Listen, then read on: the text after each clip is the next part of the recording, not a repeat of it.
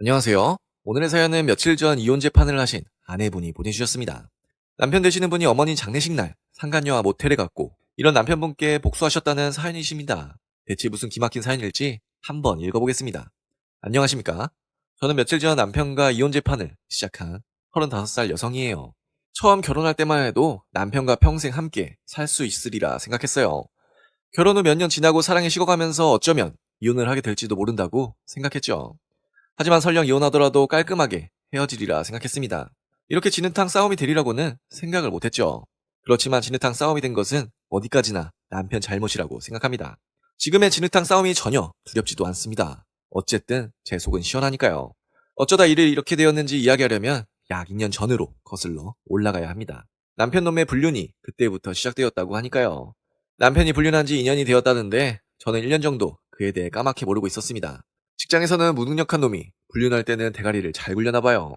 불륜했다가 금방 걸리는 남자들도 많던데 우리 남편은 1년 동안 제게 숨겼으니까요. 알고 봤더니 옷도 꼭 바깥에서 갈아입고 불륜할 때 입던 옷은 절대 집에 입고 오지 않는 등 자기 나름대로 치밀하게 행동했더라고요. 그래서 더 괘씸하고 용서할 수 없어요. 아무튼 제가 남편의 불륜을 알게 된 건 1년쯤 전의 일이었습니다. 그때껏 치밀하게 움직이던 남편이 그만 불륜할 때 가져왔던 모텔 명함을 옷에 넣었고 그걸 제가 발견한 거였어요. 모텔 명함만 보고 불륜했다고 단언할 수는 없죠. 하지만 명함을 보는 순간 느낌이 오는 겁니다. 이 사람 무언가 부정한 짓을 하고 있구나. 애감을 느낀 저는 남편 뒤를 은밀히 밟았습니다. 전문가 고용해서 남편 미행을 시키니 증거가 금방 나오더라고요. 차마 제 입으로 읊기 나쁘끄러운 사진도 확보했습니다. 이걸 가지고 남편을 요절내려는 찰나 우리 엄마가 돌아가셨어요. 서늘한 길 가다가 갑자기 쓰러지셨다는데 그게 뇌출혈이셨던 거예요. 결국 회복하지 못하고 중환자실에 들어가신 지 3일 만에 먼 길을 떠나셨습니다. 엄마 살아계실 때 효도도 제대로 못 해드렸는데 그렇게 떠나보낸 건 지금까지도 한이 됩니다. 남편도 물론 장례식장에 찾아왔죠. 그런데 명색이 사이라는 사람이 끝까지 자리 지키지도 않고 도중에 나가더군요. 회사에 급한 일이 터졌다면서 회사 사람 톡 보여주며 가야 한다는 겁니다. 남편 불륜한 거 뻔히 알았지만 설마 장례식 날 상간녀랑 놀아나이라고는 생각지 않았어요. 괜히 엄마 장례식장에서 남편 불륜 이야기를 꺼내는 게 싫어서 그냥 보내주었습니다. 그 회사 사람 톡, 이 불륜녀가 보낸 것이라고는 생각도 못한 채로요. 그렇게 며칠이 지났을까요? 제가 고용한 전문가에게서 또 자료가 왔습니다. 사모님, 이제 이 정도면 충분히 증거로 쓸 수 있을 겁니다. 전문가가 보내온 건 남편이 상간녀랑 놀아난 자료들이었어요. 각 자료는 언제 찍었다고 날짜가 찍혀 있었고요. 그 날짜를 검토해보는 저는 경악했습니다. 바로 우리 엄마 장례식 날이 끼어 있는 거 있죠? 회사에 일이 있다고 도중에 빠져나간 날과 그 다음날, 도중에 빠져나간 날에는 상간녀랑 모텔에 갔고요. 그 다음날에는 상간녀랑 술집에서 범하셨더군요. 아무리 불륜이 좋아도 하늘 무서운 줄 아는 사람이라면 장모 장례식 전후에는 자중해야 하는 거 아닌가요? 그런데 이 사람은 제가 장례식장에 있는 날을 기회 삼아 상간녀랑 놀아난 겁니다. 너무 억울하고 분해서 이 사실을 우리 가족들에게 알렸어요. 당연히 우리 가족 모두가 붕괴했죠. 이런 개마도 못한 새끼를 봤나. 당장 이 새끼 다리를 부숴버리겠어. 이런 우리 아빠 말이 그때 가족들 사이에서 나온 말 중 가장 수위가 낮은 말이었습니다. 정말 그때 우리 가족들이 생각한 대로 행동했으면 남편을 죽여도 10번은 더 죽였을 거예요. 차마 법을 어길 수는 없었지만 남편을 용서할 마음도 없었습니다. 대체 어떻게 복수를 해줘야 하지? 가족 모두가 머리를 맞댔습니다. 그냥 이혼 재판만 거는 것으로는 도저히 돈이 안 풀릴 일이었으니까요. 그런데 무슨 기막힌 우연이었을까요? 우리 엄마가 돌아가시고 얼마 후 시모도 돌아가셨습니다. 집 계단 내려오다 발을 헛디뎌 굴렀는데 그대로 돌아가신 거예요. 남편이 쓰레기지만 자기 엄마는 끔찍이 생각하던 사람이었거든요. 자기 엄마 돌아가셨다는 말을 듣고 어린애처럼 엉엉 울 정도였어요.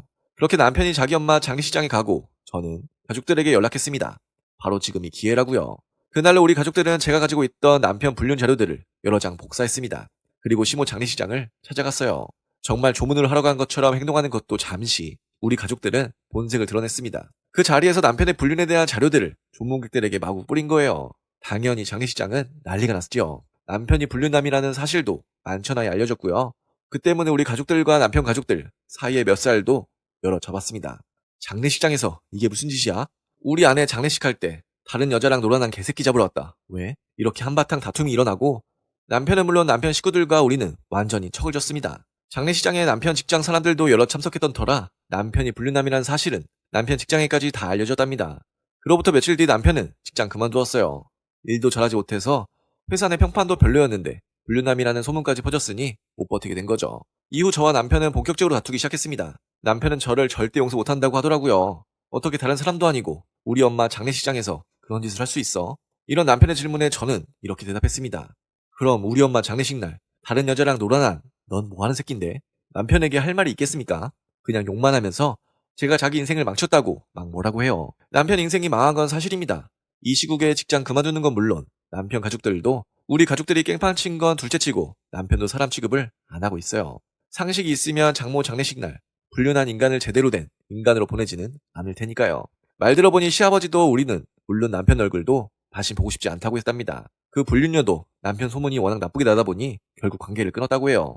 아내인 저와도 이혼 소송을 벌이고 있으니 남편 주변에는 아무도 남지 않게 된 거죠. 이 정도면 남편이 저지른 죄의 대가를 어느 정도 치르게 해주었다고 생각합니다. 남은 건 이혼 재판뿐이에요. 재산이니 위자료니 정말 다투는 게 맞네요. 저는 불륜을 문제 삼아서 남편은 자기 엄마 장례식장에서 깽판 친 걸 문제 삼아서 서로에게 위자료를 요구하고 있는 판이니까요. 남편 엿먹인 건 엿먹인 거고 이혼 재판도 끝까지 잘해야겠습니다. 네, 오늘의 사연은 여기까지입니다. 남편분의 잘못된 행동을 제대로 갚아주셨다는 사연이셨습니다. 이왕 남편분과 돌이킬 수 없게 되었다면 하루빨리 이혼 문제까지 해결되고 새로운 삶을 살아가셔야 하겠네요. 그럼 저는 다음 사연으로 돌아올 테니 구독과 좋아요, 알람 설정 부탁드려요.